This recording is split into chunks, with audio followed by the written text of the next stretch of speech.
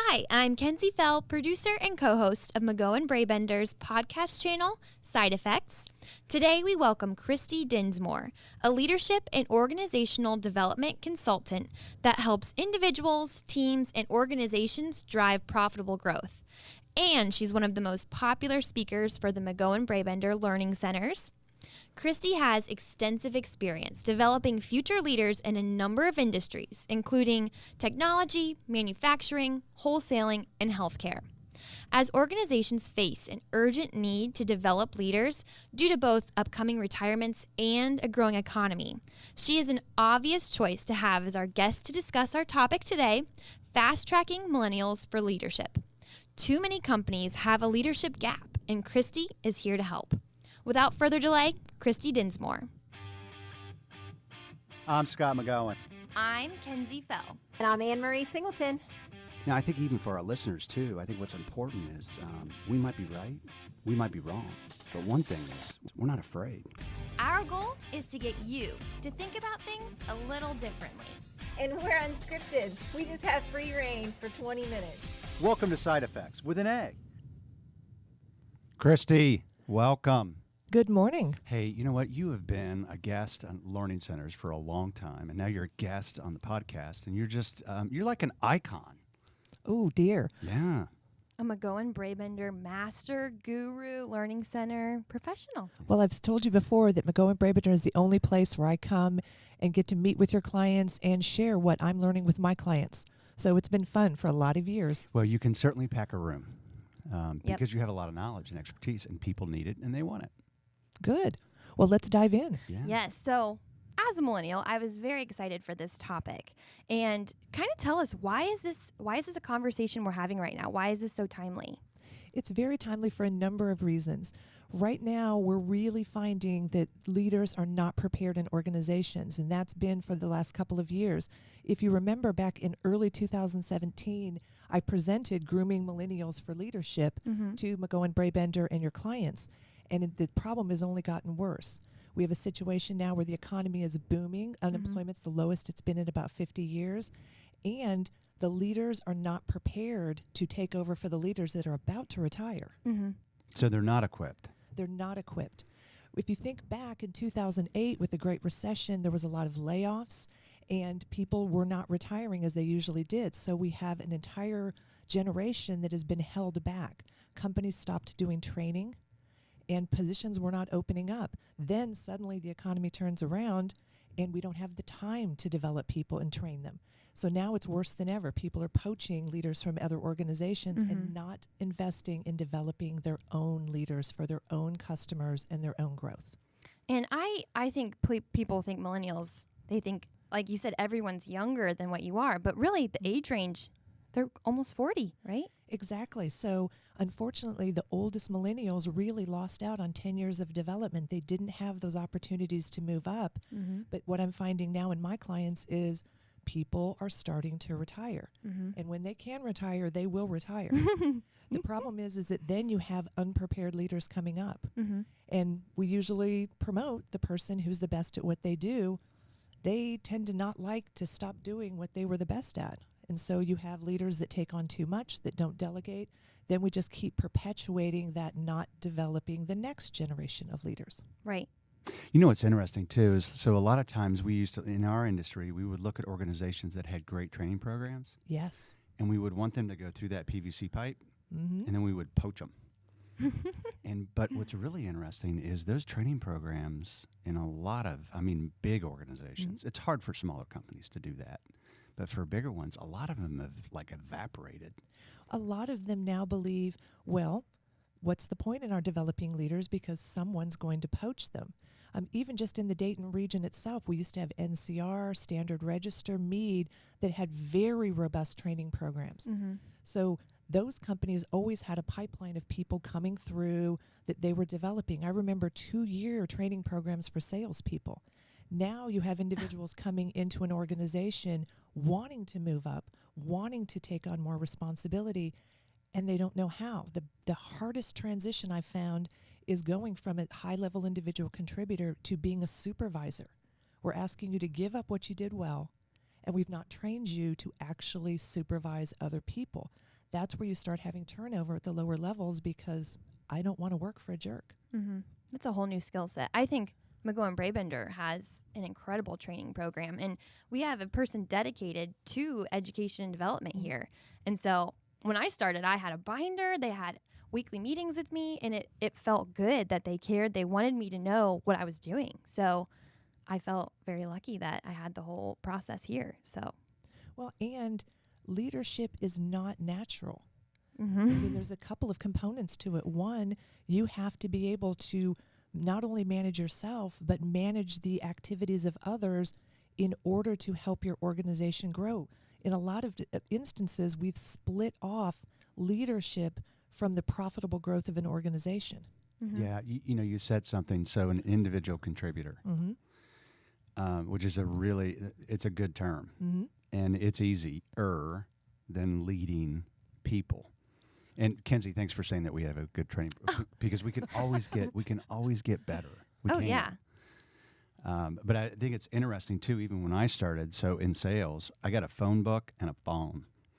Good luck. Yeah, good luck. And as we began to evolve and grow, as an employer, one of the things that we really believe in is the fact that we owe a workforce a lot when they start. We owe them a lot. We owe their family a lot. They trusted us. And there'll be a time when that shifts. Does that make sense? Mm-hmm. It does. Well, you also have to think of them as a very huge investment. I think organizations forget and employees forget how much is invested in them by the organization. And we have done a terrible job of teaching employees how much organizations do for them. It's a very symbiotic relationship. Mm-hmm. The employees make it possible for the organization to deliver to the customer what the company does. But at the same time, the company gives a great deal to employees. I'll give one example. I am always staggered at how few employees know that they're only paying a portion of their healthcare premium. They'll say, "Oh my gosh, my healthcare premium went up. My goodness, I'm paying $300 or $400 a month." And I'll look at them and I'll say, "Do you understand for a family plan that's costing your employer $20,000 to $20,000 a year?" And they look at me as if I'm insane. Mm-hmm. But that's the problem, is organizations have not educated their people to understand, number one, we're here for a customer. Number two is every organization, if it's a for-profit or a not-for-profit, is someone's money. If you give to a charitable organization, that's a person's money. They're investing in you to solve a problem. Yep. And all of us now with our 401ks, our IRAs, even pensions, we're in the stock market.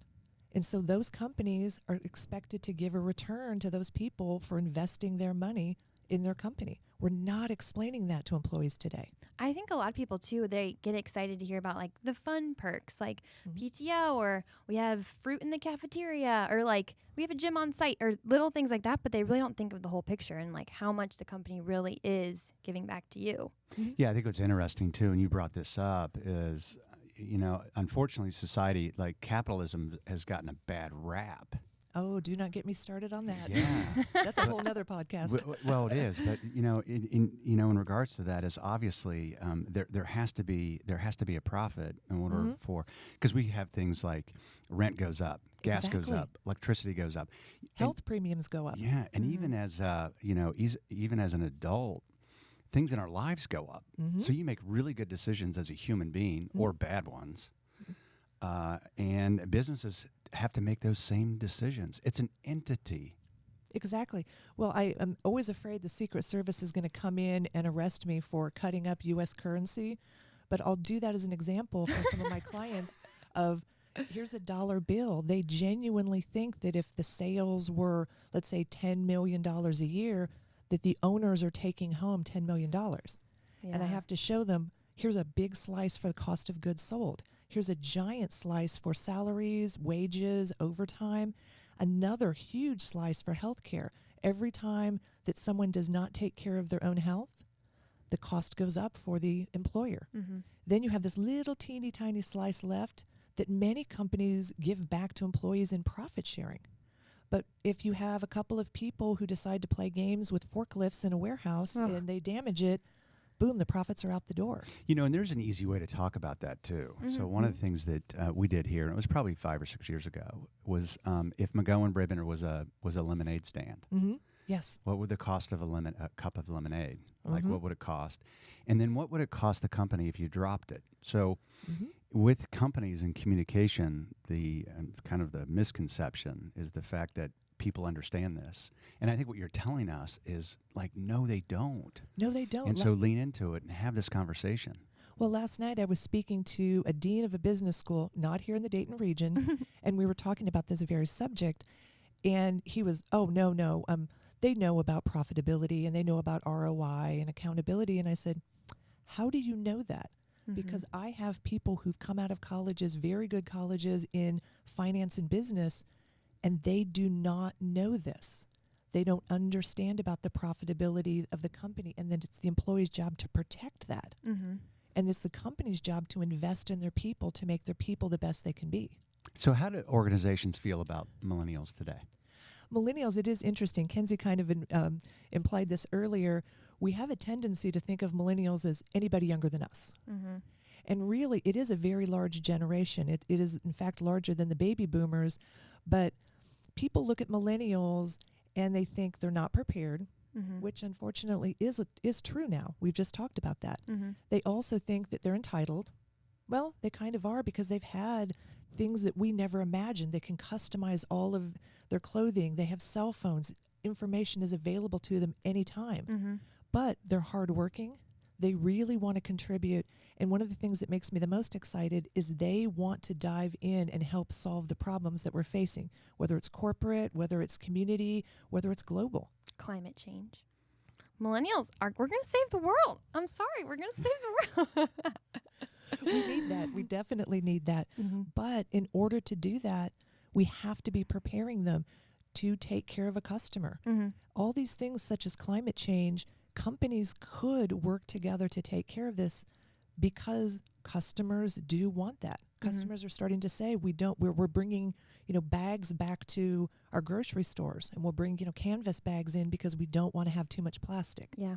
It's all about what is it that we can give to our customers that also helps the environment, that also helps our organization. There is a lot of money to be made solving problems. Well, I'm just thinking back to a conversation we had yesterday about how younger generations really aren't working anymore. Like the gap to figure out going from high school to college to the adult working world, there's a huge gap there now. Well, I talked about that in the presentation that I did about millennials. I was surprised to discover that, back in the 70s, almost, 3/4 of young people Everyone actually had a job. Yeah. They babysat, they worked in fast food. McDonald's was their first job. Yep. Now it's down to less than a quarter. Less than 24% actually have jobs. We've put such a focus on preparing your resume for college Oh, yeah. that the problem is that young people are missing two things. They don't understand how a business works because they've not seen it, and they've not served people. Oh, yeah. I started off as a lifeguard back when I was 15. And I've had a job ever since. And I feel like I'm kind of rare because I have a lot of friends who their first job is right out of college. They never had an internship. They never had, and I'm like helping them with their resume. And I'm like, we got to get some stuff on here. Like, yeah. But you learn so much with those jobs. How to interact with adults and kids. Even just the customer service and the etiquette you have in even in office or at the pool when I was a lifeguard, greeting people when they walked into the pool. Like little things that you don't think are that important are huge in building your how you act in a job. Well, and think back to when you were a lifeguard. If somebody was relieving you and they were late, you were not particularly happy with that person. So you learned about being on time. You learned about taking care of your coworkers. But most importantly, you understood what it felt like to have to serve a customer. So you tended to be a lot nicer to service people going forward. Oh, yeah. Oh, 100%. I know a lot of friends that worked in waitressing, customer service. And when we go out to dinner, they'll be like tipping them extra. They'll be like, I remember this. They're like, that poor girl has 9 tables and I want to make sure she knows I appreciate her hard work. And so much more respect once you're in the workforce to when you're switching the roles, being the customer. So we've lost that. What I run into is a lot of younger people and now even older people, because what's interesting, we refer to it as being a millennial problem. Mm-hmm. It's sort of creeped upward into all of us. Mm-hmm. All of us are kind of like, oh, that job is beneath us. Mm-hmm. That's not, I'm supposed to be doing a management level job. Mm-hmm. Or I don't have to take care of the customer. I don't want to stay after 5 and take care of this problem. Mm-hmm. I'm not really worried if I come in late a little bit because I've been here for so long. Mm-hmm. And so we've sort of lost that work ethic. Yeah, I think for a lot of organizations, if you focus your attention on the customer, Mm-hmm. Mm-hmm. it just gets all the messiness out of an organization. Mm-hmm. Because we're about serving people. Exactly. So one of the things that you said is there's a lack of business experience, and Mhm. quite frankly, that could be the organization's fault. So we're not communicating that. We're not talking about that. But who has the time to? Correct. Can we be honest? Most companies are running so fast right now. The economy is great. Woohoo! But we don't take the time. When we're having meetings, we're not having educational meetings. We're having status updates. And so we're not explaining things that we know, and then we're shocked when a younger employee or even a new employee that's older Mm-hmm. does not understand how we do things here. Well, we want to have a purpose too. We want to know what we're working towards. We want a goal. We want to make sure we like people telling us, hey, you're doing this right. Keep up the good work. And feedback is so important. And yeah, I want to know I have a purpose at work. I think that's a huge part of, you need to make sure they know they're worthy and doing their job correct. So. Well, I think what's interesting, especially for you, Mm-hmm. is the fact that organizations, you can lean into your purpose. Mm-hmm. And that can benefit the organization. It can benefit the brand. And one of the things that we're learning here is sometimes we need to slow down to go fast. Absolutely. So we think speed is this unbelievable gift, and we've learned maybe the hard way that like speed can be pace can be the drug of choice.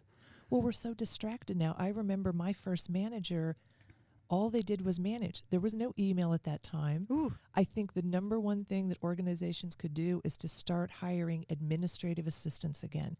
They were the ones that took the tasks off of managers' laps and gave them the time to be able to spend with their people, training, showing, coaching. But now you have senior leaders, CEOs that are checking their own email. And we have to stay up on social media, and then, oh my gosh, I need to know what's going on over here, and I've got to check this. There's just not the time. And then we have these phones with us 24/7 that we expect people to pick up all the time. And I'm supposed to be able to get a reply. We've just overloaded managers to the point where they just run out of time. Mm-hmm.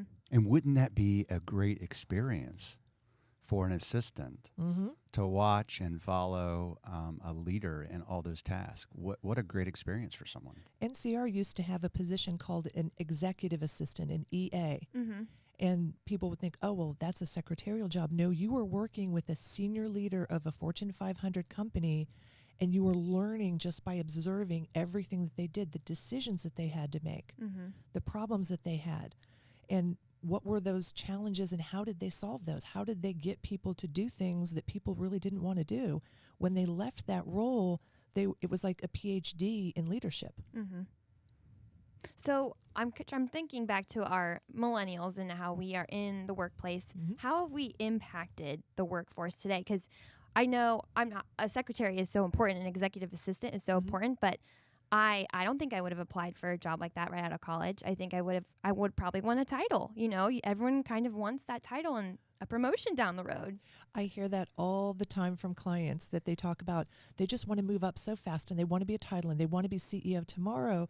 And I laugh and I remind them, well, think about school up to the point that they graduated. Mm-hmm. Every year you moved up a level. You started as a freshman and boy, you didn't want to be a freshman. Nope. You wanted to be a sophomore and then you wanted to be a junior and then you were a senior. And so every year they've gotten promoted, and I'm putting that in air quotes. Mm-hmm. And so they expect every year, title is very important. I want to be ahead of the next person who was hired. Mm-hmm. So that is really one of the things that you look at.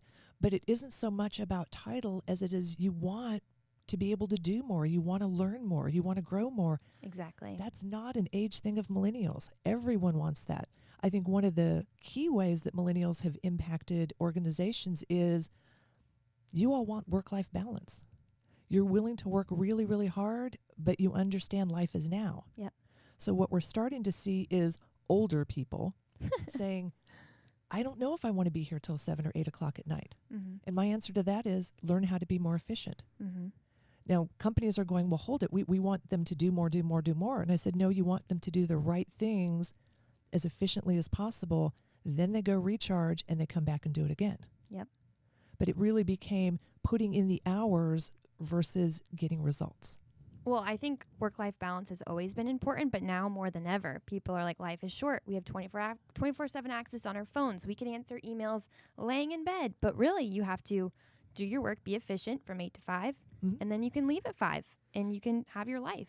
Well, and senior people forget that once upon a time, they had young children. They were taking children to activities. Mm-hmm. There's so many more activities today, but they've moved beyond that. It's the grandkids every once in a while.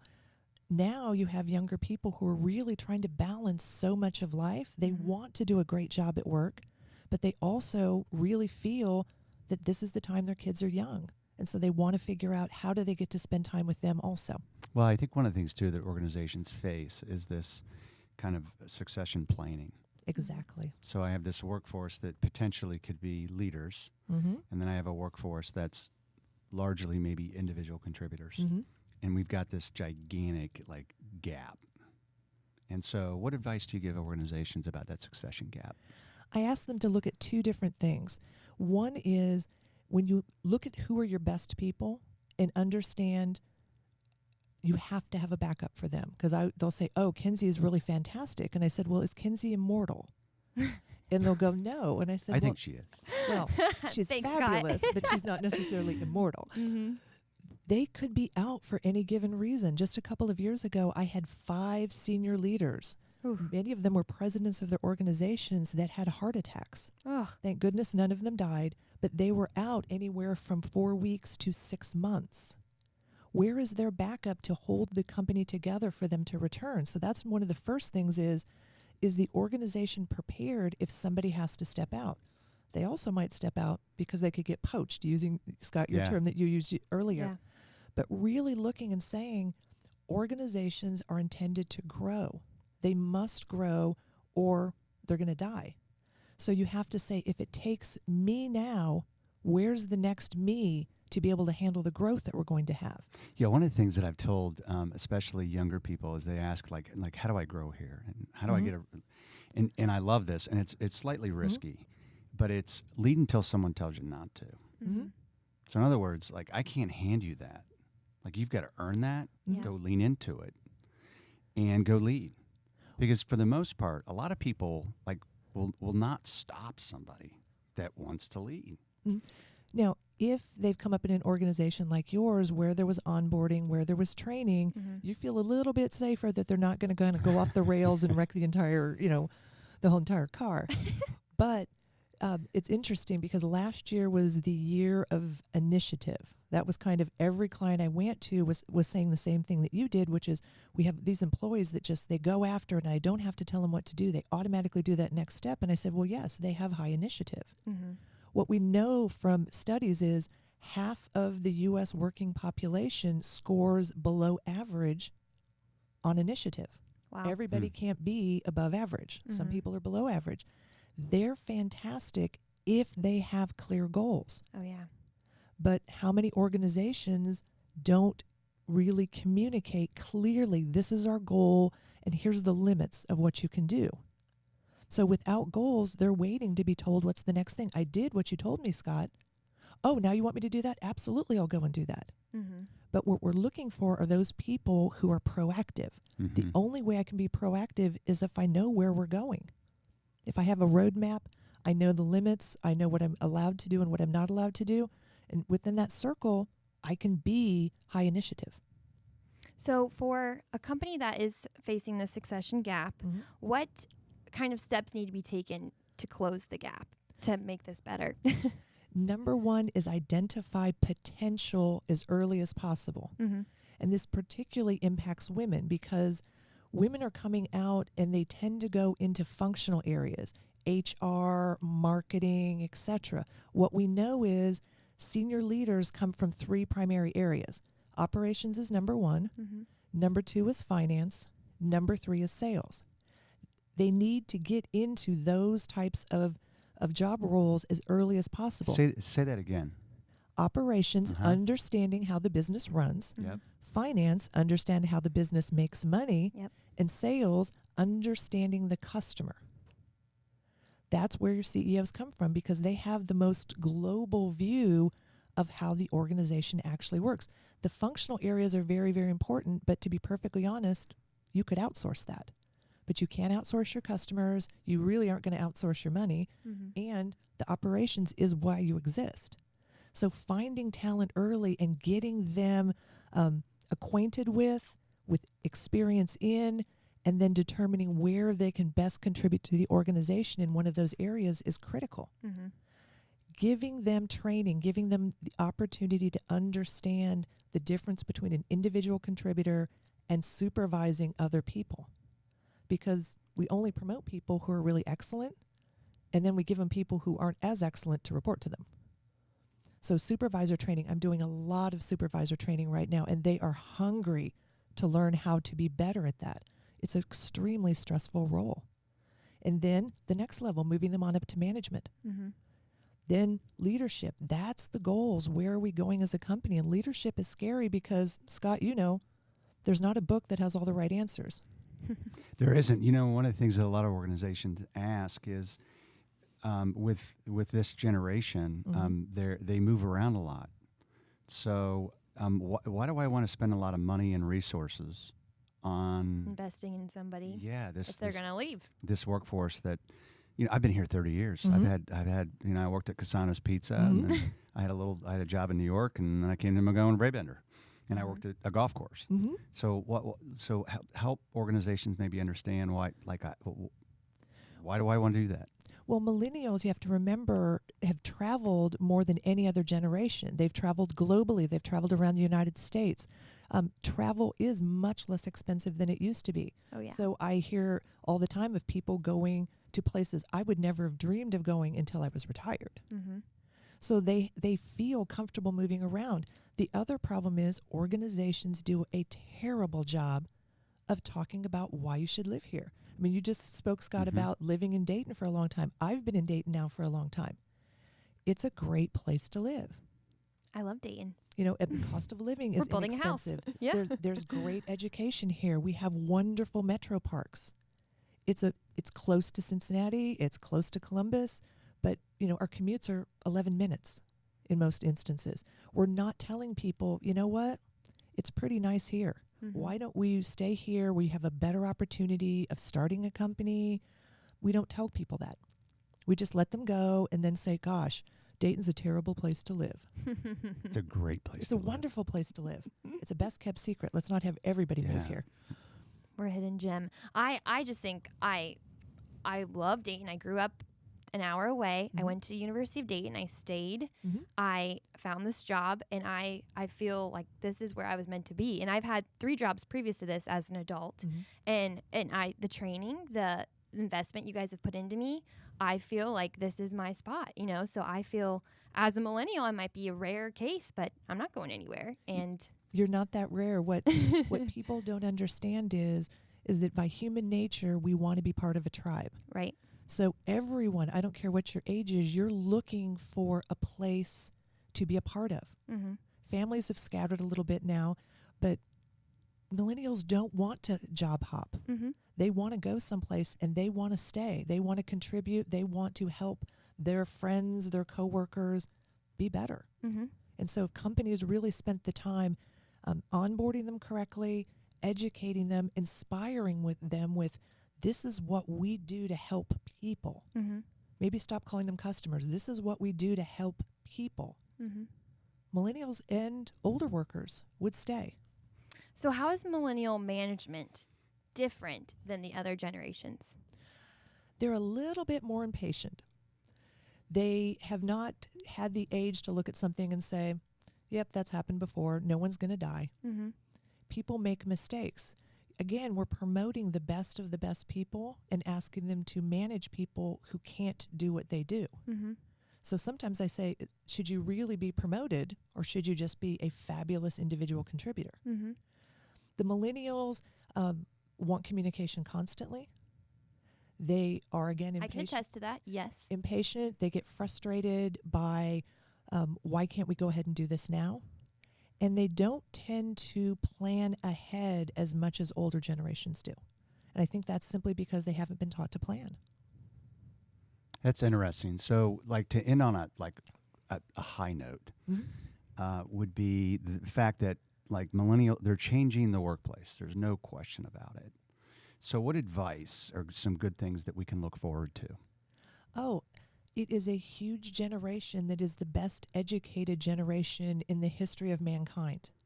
They really do, as Kenzie said earlier, want to solve problems.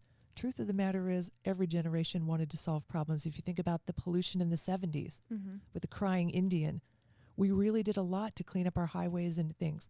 The millennials love to come up with solutions, and they truly believe that anything is possible.